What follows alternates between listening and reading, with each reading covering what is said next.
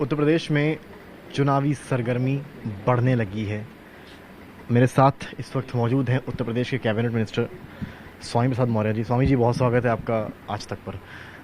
हलचल बढ़ गई है चुनाव को लेकर। BL संतोष साहब आ रहे हैं, राधा मोहन साहब आ रहे हैं। भाजपा इलेक्शन के लिए कितनी तैयार?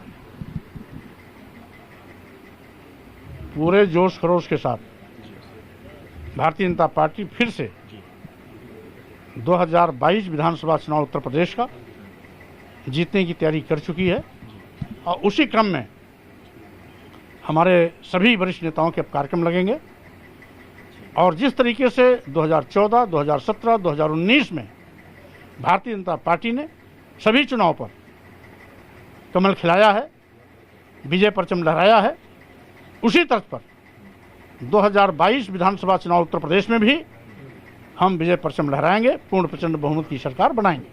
भाजपा के लिए सीएम फेस सर कौन रहेगा?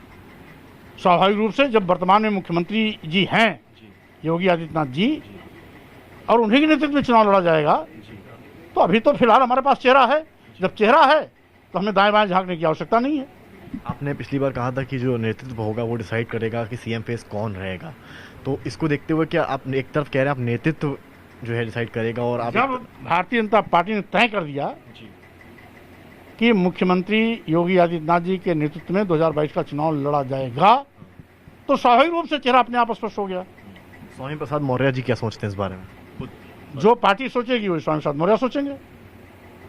सर, पार्टी को लेकर जो है आज निषाद जी भी आए हुए हैं यहाँ पे, डॉक्टर निषाद। उन्होंने कहा है कि उनको डिप्यूटी सीएम भाजपा को बना देना चाहिए, इससे भाजपा को इलेक्शन में फायदा हो।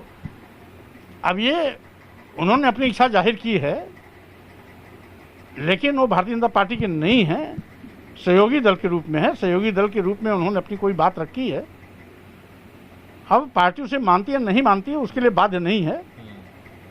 उन्होंने अपने मंतव्य रखे हैं, इसलिए उस पर हमें कोई टिप्पणी करने की आवश्यकता नहीं।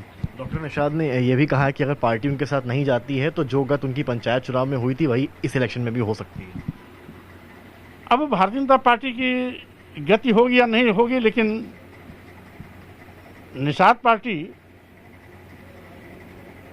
को अपने भविष्य की चिंता करनी चाहिए।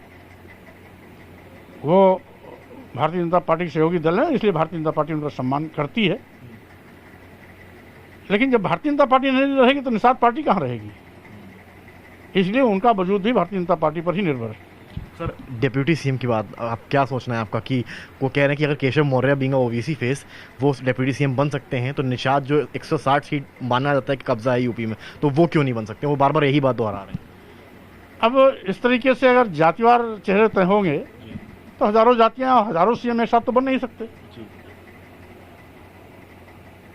राजनीति में बार बार अवसर आते हैं और नए नए चेहरे भी आते रहते हैं। कभी मुलायम सिंह यादव, कभी कल्याण सिंह जी थे, कभी मुलायम सिंह यादव जी आए, कभी मायावती जी आई, तो कभी अखिलेश यादव जी आए, आज योगी आदित्यनाथ जी आए, बीच में राजनाथ जी सिंह थे और इसके पहले श्री गुप्ता जी थे। तो इस तरह चेहरे बदलते रहते हैं, चेहरे आते आते रहते हैं। राजनीति में समय के अनुसार निर्णय लिया जाता है और आज समय के अनुसार पार्टी ने निर्णय लिया है कि 2022 का चुनाव योगी आदित्यनाथ जी के नेतृत्व में लड़ा जाएगा। तो ये थे हमारे साथ UP cabinet minister Swami Prasad Maurya ji, जिन्होंने तीखा हमला किया अखिलेश यादव पर और कहा है बेसिकली कि जो पार्टी है वो तैयार है सीएम योगी आदित्यनाथ के चेहरे के अंडर चुनाव लड़ने के लिए, क्योंकि उनके मुताबिक संगठन जो डिसीजन लेगा उस पर अमल कर हर किसी को चलना पड़ेगा और वो भी उसी पर अमल करके इस चुनाव में उतरेंगे। कैमरामैन नीरज कुमार के साथ समर्थ श्रीवास्तव, आज तक के लिए।